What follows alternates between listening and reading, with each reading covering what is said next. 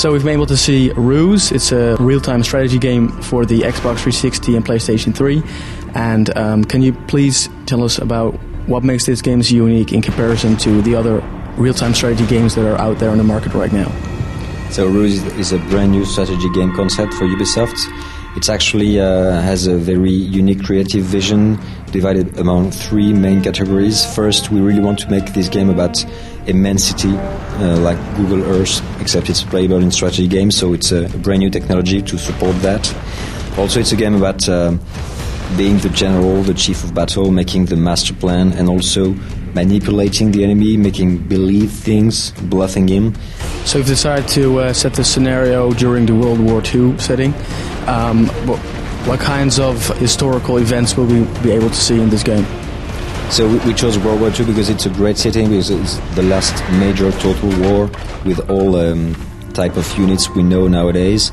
But also it was a war where intelligence and manipulation were very important. So you're going to relive all the major battles of World War II, like Normandy, Italy, Tunisia, and lots more, which I'm not going to describe today. But also you're going to experience some of the manipulation. So will you be primarily playing as the Allies, or also is there an option to playing as the Germans?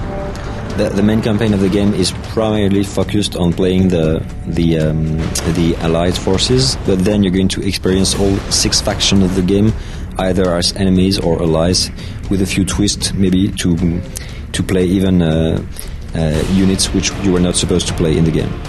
So to get a little deeper in the R.U.S.E. powers, or just to call them like that, what are they exactly and what can you do with them during the battle? R.U.S.E. powers are actually deception skills, so it's powers which allow you to steal information from the enemy. For instance, you break his code and then you can know what his orders are going to be.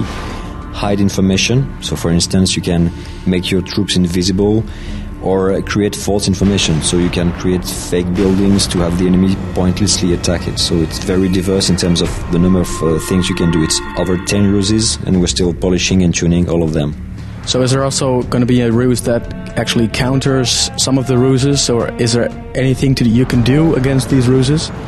There are some R.U.S.Es which naturally counter each other. For instance, you can spy on the unidentified units, which reveals hidden units, for instance. But some powers cannot be countered by direct R.U.S.Es, and then you have to get down with the zoom engine of the terrain of the game, and then you have to verify information with recon and other units.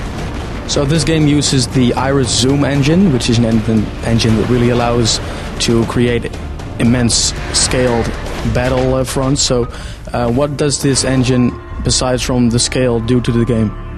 So this engine, as you put it, is not only a technological achievement, it's also a tool which allows you to go from general to the captain at the bottom of the zoom. So it's an engine which is very efficient at displaying large armies in a very simple way, in very synthesized way from the top level, then going down to the ground, seeing forests, cities which you can use to hide your troops, to take advantage, to get cover from the enemy fire. What's really more to this? Is it really balancing, or is it really just one? If you, for example, hide in a forest with a couple of ground troops, is there a way to lure them out or something like that? Yes, you can use recon to reveal the units. Then you can send infantry units to kill infantry units. You can also use artillery, for instance, to move enemy troops from that. But artillery is very easy to pinpoint, so you can use also anti-artillery to always counter the opponent. So there are lots of opportunities, but there's no top of the hill winning strategy. Right, so in the multiplayer mode, it's not only the goal to actually annihilate your opponent, but also to gain score, and at the end of a match, which often just takes around 20 minutes or so, the person with the most score wins. What was the thought behind of this, not just annihilate your opponent? Yeah, obviously the thought was to provide more options for the players, so you get score by earning economy and also by destroying enemy units, or to avoid having yours destroyed more accurately. So what you have to do is to really take advantage, control the terrain to get to pump all the economy to you, and then you have to destroy as many enemy units as possible. So if you don't want to spend too much money on units, then you're going to take advantage of R.U.S.Es, of terrain, environment advantages, so that you can destroy very expensive units for him with the cheap units. So this is where you're going to take the advantage.